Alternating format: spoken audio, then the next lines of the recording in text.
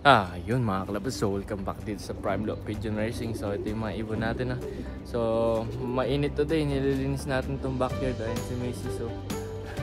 So habang mainit, paliguan muna natin yung mga ibon natin So naka-ready na yung mga ano nila, yung mga bathtub nila So paliguan natin sila. Samahan nyo ako dito sa video na to. Let's go!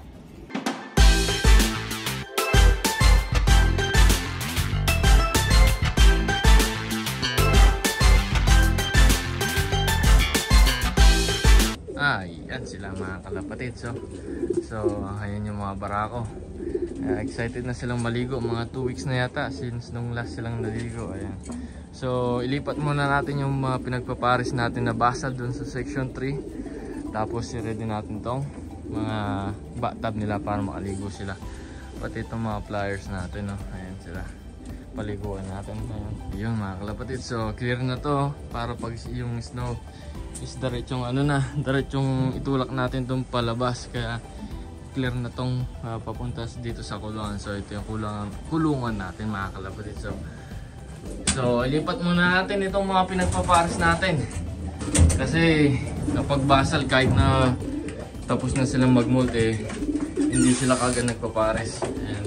Pinagpapares na natin itong Porsche 911 Thomas 6, itong 162, yung line breed na Grutans, pinagpapares natin. Tsaka itong inbreed Kittel natin.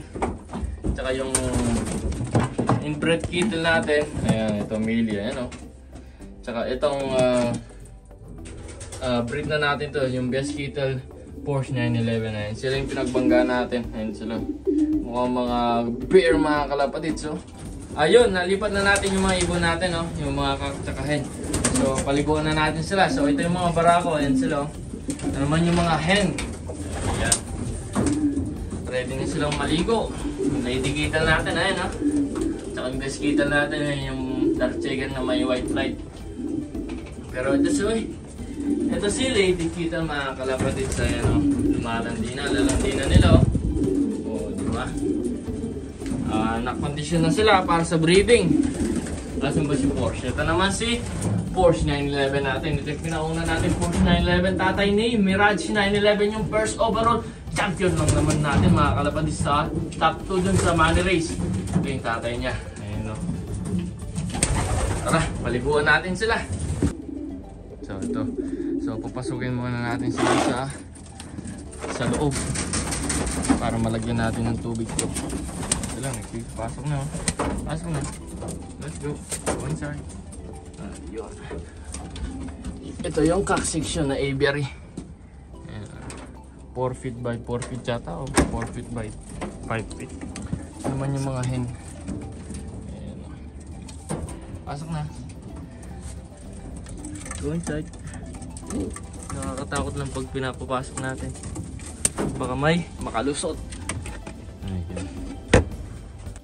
Lagyan natin ng tubig. Kulay dilaw parang ihi ng kapre. Isa.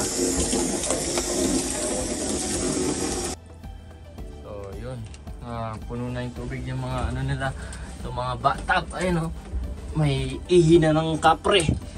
So buksan na natin tong aviary nila. Ayan magwawalwal na yan, maliligo na yan kaagad. Ito yung mga cock section mga kalapatid.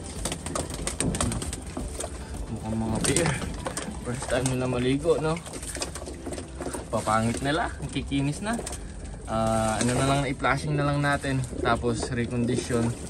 Balik natin yung mga probiotic nila sa katawan, tapos i-breed na natin sila. Sila papangit Oo. So sarado na natin to, baka makawala pa sila. Ayan, ganda nilang panoorin talaga, nakakawala ng stress.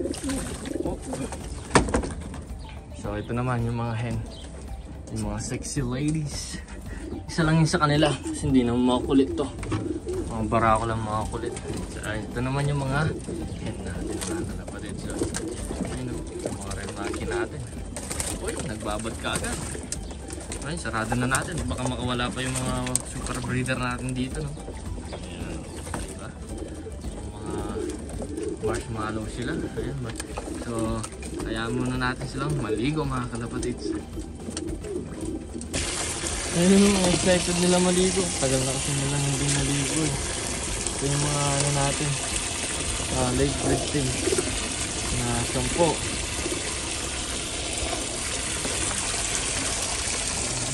Excited. Halos tapos na sila mag-molt lahat.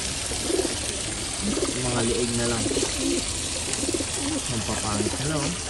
Mukha silang mga bear, mga kalapatid.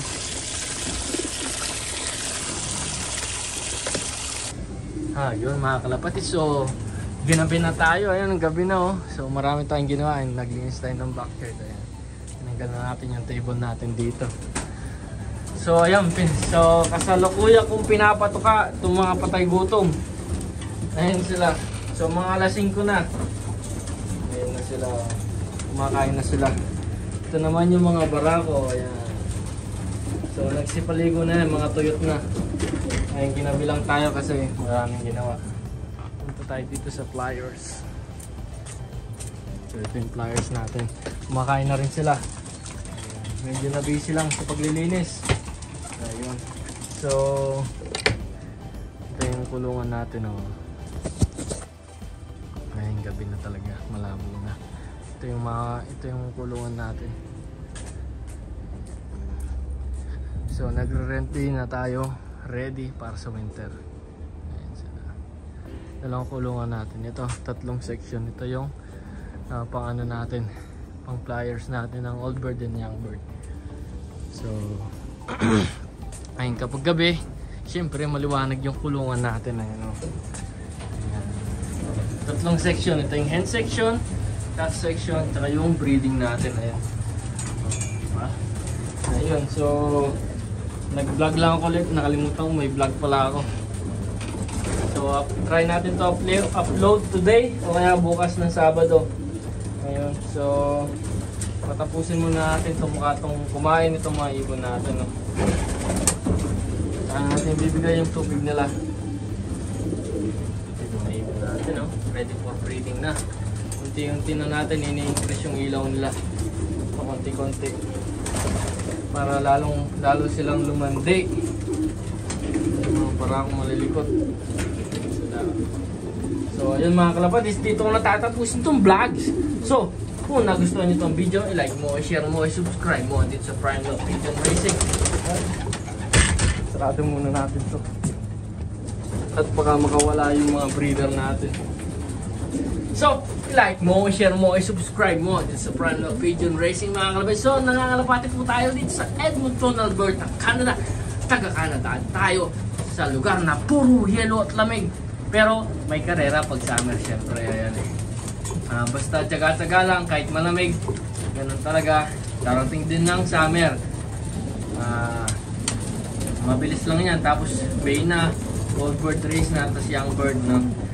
Abang-abang lang tayo sa mga video natin. So try natin mag-upload at least once or twice a week mga kalapatids.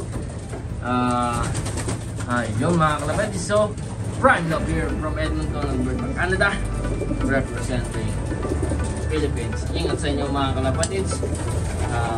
Babush, enjoy lang. Kahit magulong, basta enjoy lang. Babush!